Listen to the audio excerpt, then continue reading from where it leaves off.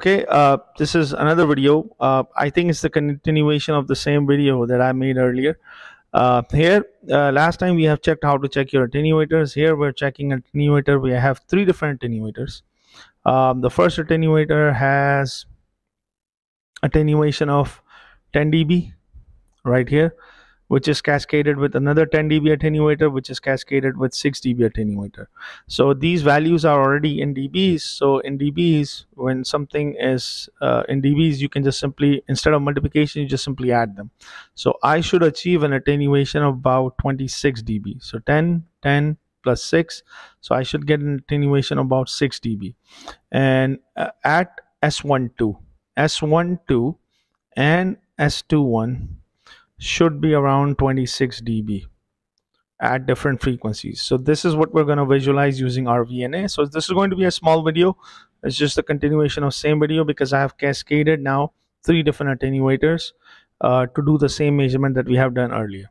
And since it's a passive network, so which means S11 and S22 will be the same.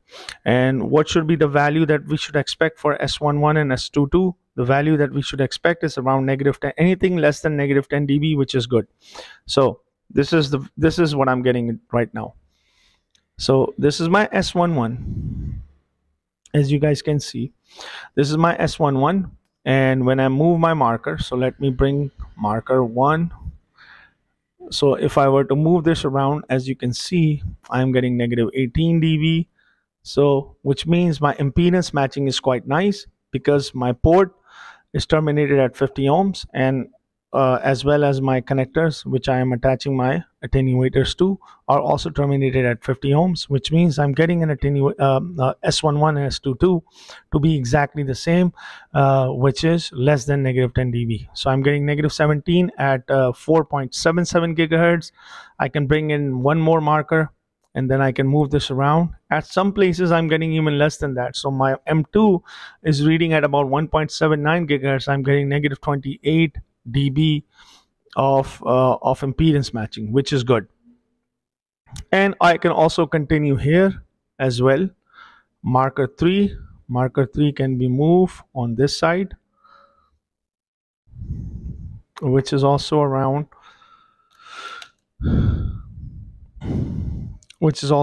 somewhere. Marker 3 is reading 6.25 at -16 dBm. If I were to see my S11, so when I look at my measurement, I click on my measurement and I want to look at S22, which is almost the same thing. So right now we're reading S22. Since it's a passive network, I can either look it on from left to right or right to left is going to be the same because it's a symmetric network. That's why you almost get the same thing. Same thing S12 and S21. Since it's an attenuator, S21 means from port 1 to 2, and S12 means from port 2 to 1. I'll get the same attenuation regardless of however I connect my attenuator. From port 2 to 1, from 1 to 2 is the same thing. So let's see how much attenuation I'm getting. Theoretically, I should get attenuation about 26 dB. So let's look at my S21 first, from port 1 to 2. So now when I look at it, so marker 1 is about 4.77 gigahertz. That is -28 dB. And marker 2, which is this guy, that is reading about -26. And as the frequency is going higher, I am getting a little bit more attenuation.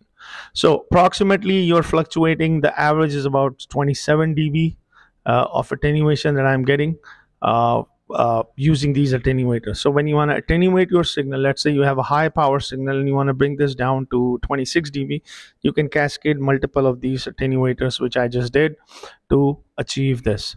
S21 and S12 should be the same since they are symmetric, and indeed they are symmetric and they are exactly the same. You're getting almost the same values.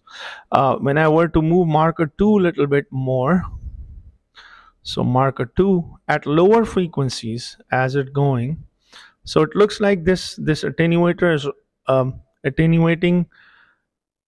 So marker 2 about -26, but as it goes into higher frequencies, you can see this dip. So at lower frequencies is operating at about -26 dB.